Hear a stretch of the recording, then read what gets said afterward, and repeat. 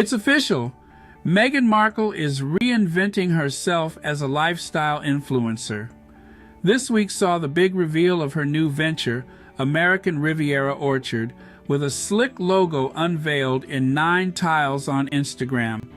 An accompanying video gives a little more information, with the Duchess of Sussex seen artfully arranging white roses and hydrangeas in one shot, while in another she's cooking at a beautiful kitchen island in what we presume is her Montecito home. So far, so aspirational.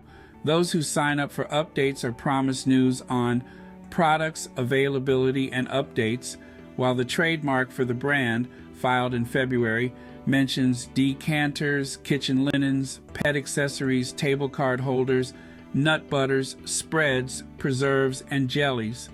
Ever since her 2022 interview with The Cut, where she dropped hints that she would be returning to Instagram, there has been intense speculation about Meghan's next move. Prior to marrying into the royal family, the former Suits actress was also a budding lifestyle influencer with her own blog, The Tig, on which she posted stories about her favorite recipes and home decor hacks, shared yoga workouts, and told you how to lay your table for Christmas. After almost 4 years, she was forced to shutter it when she became engaged to Prince Harry in 2017, as it was deemed inappropriate for a future royal bride. But there's always been a sense that the idea never really left her mind. Naturally, with the launch of American Riviera Orchard, many have drawn comparisons between Meghan and her fellow Hollywood A-listers turned lifestyle gurus. It's been suggested that the Duchess is hoping to emulate the success of Gwyneth Paltrow's Goop, or to be the new Martha Stewart, with a certain snarkiness to the commentary. And while there are sparse details available about American Riviera Orchard at the moment, one thing that Meghan has included on the Instagram page is her royal title. The bio simply reads, "By Meghan, Duchess of Sussex, established 2024, which will no doubt irritate some corners of the internet, with the tired implication that she is somehow capitalizing on her married status. Yet in many ways, Meghan's career pivot isn't at all unusual for a royal. They have been lifestyle influencers, popularizing trends, promoting their favorite products, and selling their own wares for centuries now. After all, what Meghan is doing with American Riviera Orchard isn't dissimilar to what her father-in-law, King Charles III, did with his Duchy Originals brand, and not just because they both sell jam.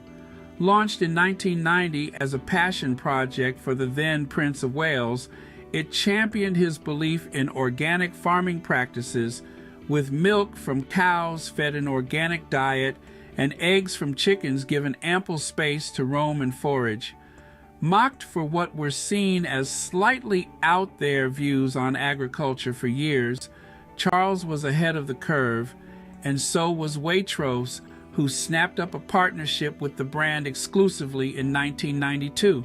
Fast forward 30 years, and Duchy Originals has raised in excess of £30 million, $38 million, for the Prince of Wales Charitable Fund, which promotes building sustainable communities, with a reported £3.6 million, $4.6 million, in profits for Waitrose in 2021 alone.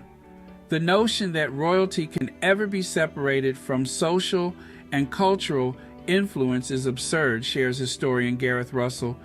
Royal support and royal patronage has huge clout. Obviously, as you enter the 20th century, this role of influencer is complicated by the issue of potential commercial gain, but really, if you look at things like the Duchy of Cornwall, which has been incredibly successful with its range of organic food, what the Duchess of Sussex is doing is essentially no different to other members of the royal family, including the most senior members. What the former Prince of Wales did with his Duchy Originals is a modern take on something that has existed since the 15th century, in fact, the royal warrant. Then, as now, Tradespeople competed with each other for the monarch's patronage, and those given the official seal of approval were able to leverage it to profit their businesses. The first official royal warrants were bequeathed by the Lord Chamberlain in the 1400s, and by the 1700s, businesses were proudly putting the royal seal on their stationery and above their premises. Of course, the practice still exists today, with hundreds of royal warrant holders for everything from umbrellas to caviar and more granted every year. According to the Royal Warrant Holders Association website, a royal warrant of appointment is a document that permits a company to use the royal arms in connection with its business in an appointed trading capacity. It is granted for up to 5 years at a time as a mark of recognition for the ongoing supply of goods or services to the royal household. If that's not influencer territory, advertising products that are used and approved of, we don't know what is. In addition to official seals of approval, the royals have long influenced how we live in other ways too. Historically, we have seen them wield soft cultural power for brands, shares Russell. The popularity of Fabergé in Edwardian society was a direct result of the very public patronage given to them by King Edward VII's wife, Queen Alexandra, who acquired her taste for Fabergé from her sister, the Empress Maria of Russia. They were often seen entering and exiting Fabergé's store in London. It's worth noting that neither of them paid full retail price for their pieces. Another element of Meghan's new business suggests she will be either hosting events or that the couple will be renting out accommodation of some description. And again, this isn't actually entirely new territory for a royal. An outbuilding on the grounds of the Queen Mother's former home, Castlemaine, was restored and reopened as a bed and breakfast called the Granary by her beloved grandson Charles in 2019, while Prince William now rents out holiday cottages on the Duchy of Cornwall estate, complete with saunas, log burners, and heated swimming pools.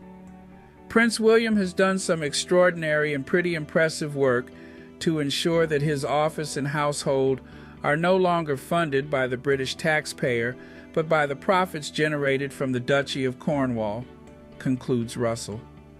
Obviously, that's not solely through commercial endorsements and revenue, and he is still a senior working royal, but it's worth noting that there is a benefit to this kind of thing, whereby royalty explores other options and sources of income to cease being funded primarily or solely by tax-generated income.